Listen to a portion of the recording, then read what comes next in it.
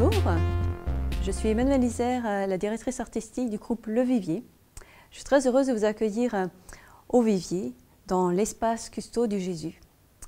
Aujourd'hui, nous rencontrons 3 artistes du spectacle Prêt-à-porter, 3 courtes formes à destination du très jeune public.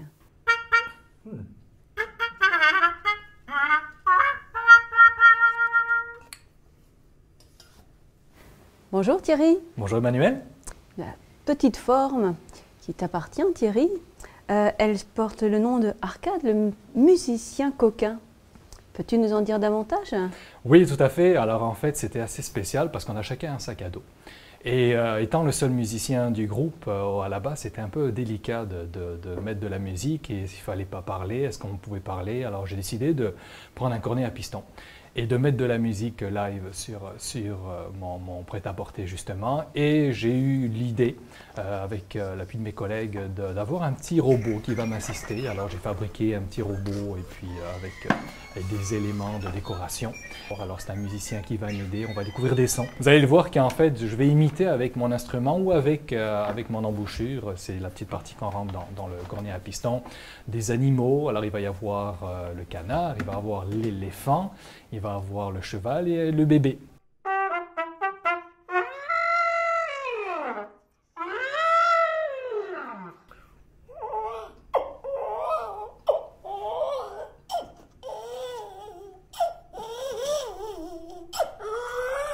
Mais l'étincelle dans les yeux des tout jeunes, quand ils reconnaissent les formes et qu'ils associent le son, c'est magique.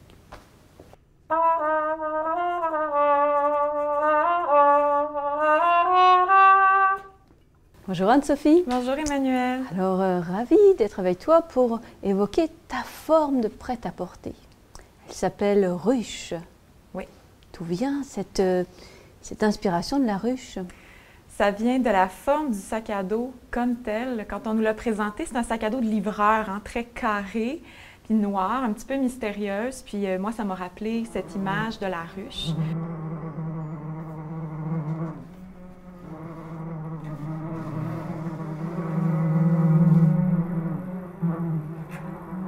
Puis comme on est parti du concept du livre aussi, bien, ça me rappelait les panneaux de la ruche que les apiculteurs prennent, saisissent comme ça délicatement, puis qui retirent.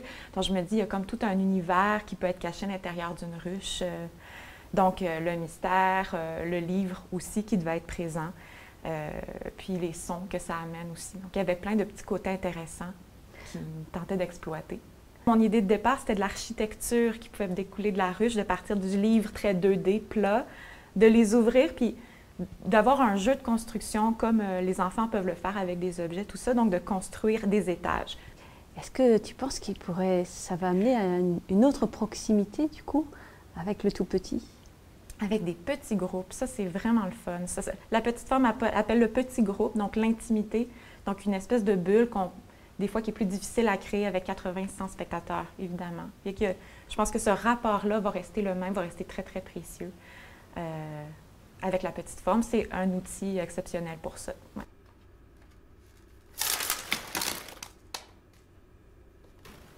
Merci Anne-Sophie. Ça me fait plaisir. Bonjour Nathalie. Bonjour Emmanuel. Alors ta forme prêt-à-porter, elle se nomme Biblibom. Biblibom comme...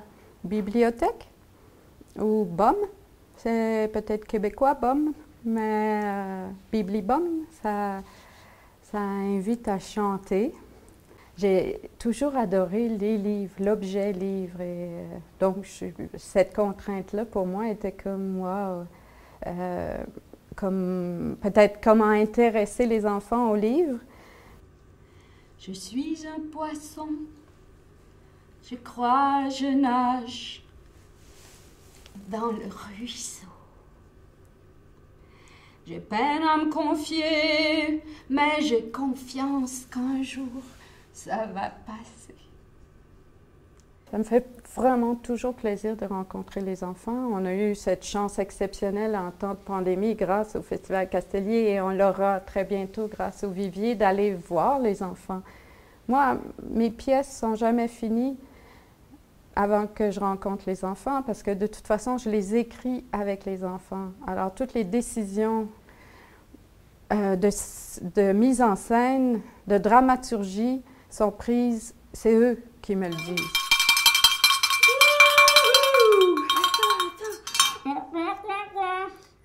Moi, j'ai choisi une histoire universelle tout à fait simple. Il paraît que quand on est devenu sédentaire, quand on a arrêté d'être nomade, il paraît qu'on s'est mis à cultiver la terre. Puis il paraît qu'en commençant à cultiver, on s'est mis à compter. On a comme inventé les chiffres. Et qu'ensuite, pour prendre des notes sur l'expérience qu'on venait de faire et pouvoir la répéter, on aurait peut-être, il paraît, inventé l'écriture et donc la lecture. C'est ça que j'essaie de leur raconter sans trop parler. Merci beaucoup. Merci. Merci. Le festival Casselier se poursuit jusqu'à dimanche. Nous vous invitons à nous rejoindre en ligne sur le site web pour découvrir toutes les merveilles que nous ont préparées les artistes. Merci à tous. À bientôt.